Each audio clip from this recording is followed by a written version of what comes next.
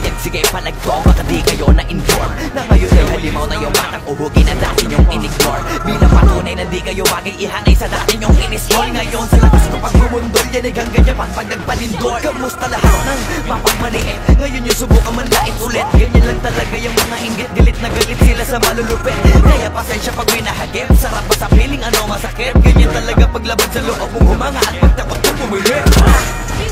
Puta diba napakasakla, ginigiit na wala akong talento pero isa ka sa napalakpak. Sige-sigilan nakakaputak, sa pandinig mo ay isalpak. At na mahina laman na awitin hanggang sa ang utak mo'y mabakbak. Ano masarap ba?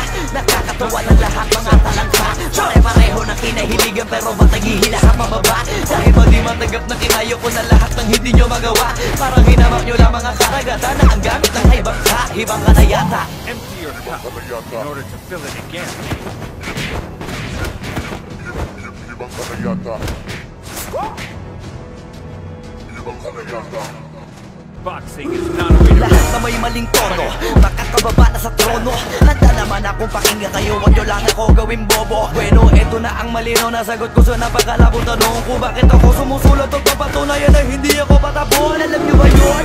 Malaman hindi kasi hindi kayo alisto. Sa sobrang bulag nyo sa katotohanan, lahat kayo ay pinalisko.